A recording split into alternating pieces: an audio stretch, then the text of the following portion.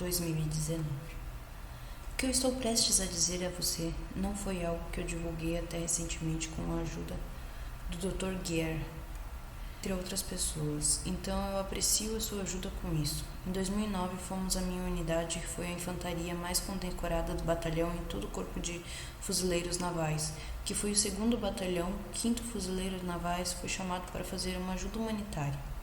Operações de assistência nas Filipinas, que foi a Operação Katizana, que estávamos ligados ao 31ª Unidade Expedicionária da Marinha, que conduz operações marítimas em todo o sudeste da Ásia, em conjunto com a 7ª Frota Naval, que abriga um holodeck ou LHD entre LPDS, que é o que eu estava chamando de USS Denver, ironicamente. Então, meio que senti em casa. Agora, durante aquela operação em Quezon e nas Filipinas, ele vai relatando, né? Eles realmente ouviram que um tsunami terremoto atingiu a parte ocidental da Sumatra e que a Indonésia Ocidental, cidade de Butano, mais especificamente fora de todos os navios da 7ª Frota, o navio que eu estava era o único que estava roteado para aquele local, que foi estranhamente estranho. Mas, novamente, essa é a minha primeira operação humanitária, ele conta, né? Então, não sei a logística dele. Mas o capitão do navio provavelmente saberia dessa informação, então isso aconteceu em 30 de setembro. Acabamos sendo chamados e foi largado a âncora por volta de 8 de outubro. Somos informados na sala de enfermaria que há alguns dos membros da família do presidente Obama que estão presentes na cidade e em algum lugar perto de lá eles têm o próprio pelotão que estava pronto para ir e buscar aquelas pessoas. E nós sabendo bem que a Indonésia também é a 2ª maior capital terrorista, mas estávamos prontos para lidar com isso. Então, sabemos disso muito bem, então fomos seguros de que estávamos armados durante essa operação, apenas para também dar segurança ao transporte que estava vindo para abastecer de suprimentos médicos, itens de abrigo, comida, água purificada, essas coisas, né? Então, eles acabaram selecionando certos fuzileiros navais para irem em frente e fazer isso. Estávamos apenas em vários de 6 fuzileiros navais, então éramos apenas 6 fuzileiros navais para ajudar. Com isso, então, embarcamos novamente no CH-53, que são helicópteros gigantescos, que são cerca de 30 metros de comprimento, que eu amo. O design deles são os meus favoritos, ele relata, né? Mas acabamos abordando isso no navio e fomos para o sudoeste. Parte da cidade, que é Padang, parecia muito diferente via satélite. Imagens que eu vi recentemente de volta, então, é muito diferente, especialmente porque a maior parte foi dizimada pelo fogo, entulhos, inundou. Você imagina, é basicamente o pior de todo o cenário que você poderia ver. A partir de então, uma vez que tocamos nessa pista de pouso, demorou provavelmente cerca de 2 minutos. Então, novamente, o piloto tem rádio de confirmação para ir em frente e nos deixar em outra parte. Então, novamente, caímos para a parte REST-LZ, que provavelmente levou cerca de 6 a 7 minutos para voar a partir dessa posição. E nós caímos para ACLZ. Nós saímos do helicóptero e fomos instruídos do que precisaria fazer nesse ponto. Através do resumo, era para procurar um terreno alto, pelo menos, né, para observar melhor, né? Como um fuzileiro naval, a vantagem tática que você tem é ver melhor de cima, né? Você sabe que a observação de um ponto superior, você vê tudo claramente. Você poderia também coordenar de lá e daquela vez tínhamos feito uma coluna tática. Somos capazes de colocar os olhos em tudo, especialmente com 6 fuzileiros navais. Então, temos o efetivo H comunicação nesse ponto, se precisarmos para se envolver. Poderíamos fazê-lo adequadamente dentro da quantidade de comunicação que temos com as armas que temos, que eram apenas a M16A4S. Então, naquele ponto decidimos rastejar. Então, fomos rastejando para frente cerca de 300 metros. Neste momento, eu tenho uma câmera Panasonic que tem a capacidade para tirar fotografias, tem muita habilidade. Você não imagina para gravar vídeos, obviamente. Nesse caso, ele conta, né, que ele estava pegando a câmera dele, né? Quando chegamos nesse ponto alto, eu estava pegando a câmera de vídeo que eu tinha realmente Ele conta que ele tinha virado para o norte e meio que ficou de costas para baixo, né? E ali estava algo que ficou preso, como um polegar dolorido, especialmente com selva. Ficou preso porque lá tinha muita vegetação, era uma mata verde, algo que se destacou também, que vai ficar gravado para sempre na mente dele esse momento, sabe? Que ele sentiu assim que algo prendeu ele ali. E isso já faz 14 anos, né? Ele continua relatando que ele estava e avistou algo, ele e os fuzileiros que estavam com ele. Então ele conta que viram algo transitando entre as cores como um cinza fosco, claro, bem como um preto fosco escuro. Então, no meio disso, e manteve eles muito tranquilos enquanto eles estavam olhando. E daí eles decidiram investigar, né?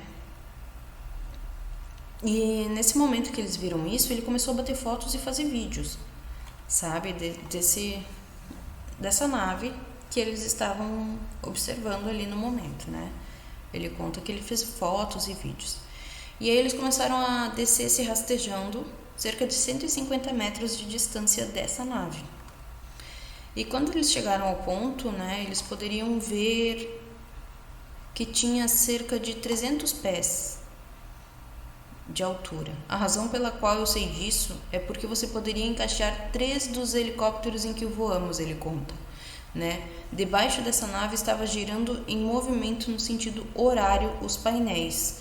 Então ele conta que a nave estava parada e por baixo dela estava girando em sentido horário os painéis da nave, né? E ela estava super alta. Ele disse que, né, que ele poderia ver perfeitamente porque ela estava a pelo menos 300 pés. Então ele diz: não faço ideia do que foi isso. Bem no topo havia como uma pirâmide, estrutura que você pode ver sombreado, que provocaria isso. Era uma estrutura piramidal e tinha um zumbido audível.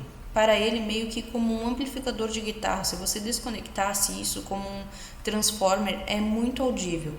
Se eu fosse ouvir aquele som novamente, eu poderia dizer que tudo bem, é provavelmente essa coisa ou algo semelhante. Então aquilo ficou tão gravado na cabeça dele que se ele escutasse de novo aquilo ou algo próximo daquilo, ele identificaria facilmente, né? Então ele continua contando, né? E aí ele diz que logo que eles avistaram isso, eles avistaram também caminhões, 3 caminhões e vários guardas com roupas pretas e um armamento de última geração, que ele disse que ele nunca tinha visto. E ele, como fuzileiros navais, teria um armamento bem recente, né? E ele conta que aquele tipo de armamento ele nunca tinha visto. Era muito moderno para aquela época, né? Então ele continua contando que logo que eles viram aqueles guardas, né, eles foram rendidos, né, pelos guardas. E daí os guardas tiraram tudo que eles tinham, as armas, e a câmera estava guardada com ele ainda, e os celulares também. Então, assim, tiraram as armas deles e começaram a fazer perguntas. E aí ele diz que o idioma deles era o inglês, mas que soava estranho, sabe? Não era o inglês tradicional. Dava para entender tudo que eles falavam, mas com um sotaque, digamos assim, diferente do que eles usavam lá. Então eles foi tirado as armas deles e eles não entendiam ainda o que aqueles guardas estavam fazendo ali. E esses alienígenas, no caso, né, os guardas, começaram a bater fotos de coisas que eles tinham de fuzileiros. Então, eles tinham alguns itens que os guardas, que eram os alienígenas, no caso, começaram a bater fotos, fotografar com os itens deles lá, para levar essa informação com eles, entende? Daí tá, aconteceu isso e logo ele diz que eles ficaram sem conseguir se movimentar, né? E os guardas ainda continuaram falando que não eram para eles fazerem nada, porque eles poderiam muito bem matar eles ali naquele momento, né? Então eles estavam super assustados. E então também ele conta, né, no relato dele, aqui eu tô resumindo para vocês, tá, pessoal? Ele conta no relato dele que eles não sentiam mais o corpo e que quando a nave estava para voar novamente, que eles entraram na nave,